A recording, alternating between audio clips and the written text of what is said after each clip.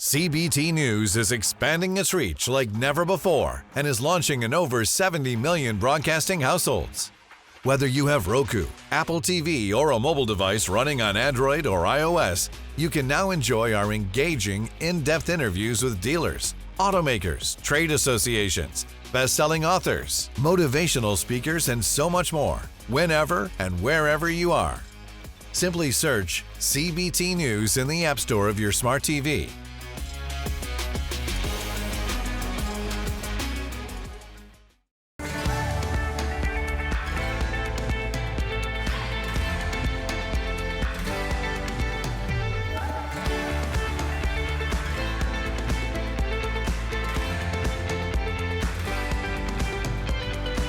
Welcome to CBT News with Shyann Malone. Good morning, everyone. Welcome back to CBT News. I'm Shyann Malone. Thanks so much for watching. Here's a look at today's top automotive industry stories. First up, the United Auto Workers Union hit another milestone in its efforts to unionize major automakers at the Mercedes-Benz plant located in Alabama. The organization is currently organizing votes at select non-union manufacturing plants across the U.S. They're aiming to garner enough support to launch public campaigns and pursue official elections with the federal labor agency at each site. UAW officials revealed that 30% of their employees at the Mercedes-owned facility cast their vote in support of unionization, now opening a pathway to expand organizational efforts and submit an official request to the National Labor Relations Board. In other union news, Tesla will boost worker pay across the U.S. following historic wage increases, won by the United Auto Workers Union in October of 2023. Notices confirming the raises were recently distributed at the electric vehicle manufacturer's facility in Fremont, California. In December, the company also informed employees in Nevada their rates would increase up to 10% in early 2024. The news comes shortly after the UAW announced plans to unionize a Tesla facility as part of its efforts to expand membership across non-Detroit 3 automakers. Hertz plans to replace roughly a third of its electric vehicle fleet with gas-powered cars. This all according to a Thursday filing with the Securities and Exchange Commission.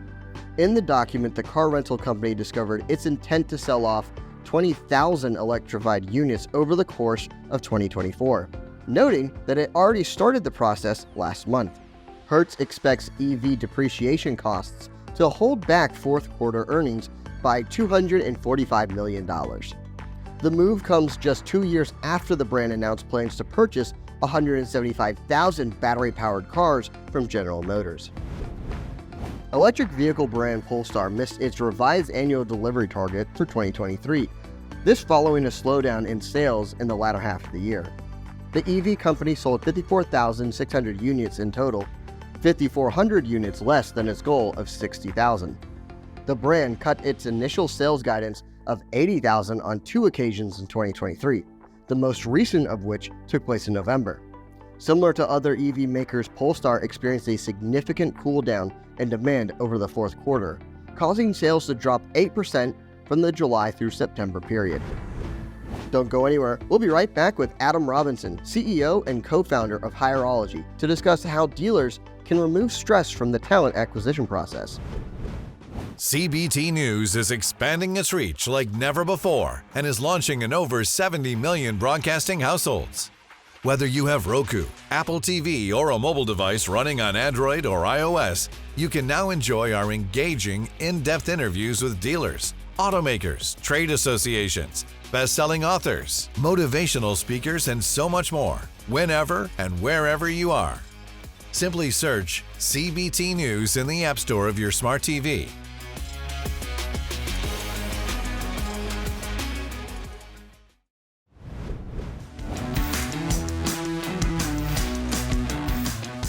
So let's talk about this. Where does the retail automotive hiring market stand as we enter into this new year of 2024?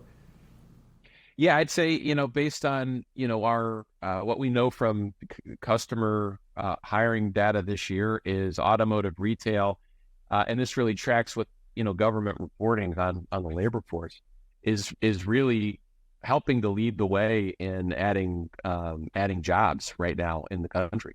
And so most dealerships we talk to, despite the headwinds this year of the strikes and the uncertainty, that was hitting us in the summer and fall, continue to struggle to stay staffed, particularly in technicians, but also on the sales floor and in on the variable side of the business. I mean, it's the same story. Nothing is really any different from a demand side. It's still most dealerships' top concern, and we're seeing dealerships have I'd say there's more interest than ever in getting this right.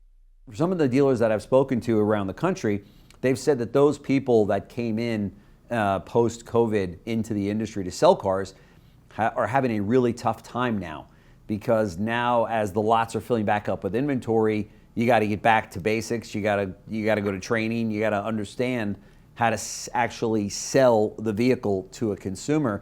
And therefore, there's been a number of them that have dropped out and said, "Oh, I'm going to go do something else. I didn't realize all of this was involved." A, have you heard that out there? And B, what's your recommendation for it? Well, I remember you and I sitting on the floor of the convention last year having this conversation when, we saw essentially 70% wage inflation in automotive sales that came completely from the commission line. And, I think we said in that time, you're selling water to someone on fire. I mean, there's no cars to sell. It was, you could walk into the industry and make $250,000 selling cars. And I think you and I both noted that that's not normal. And I think, dealers need to prepare their top performers for a reckoning.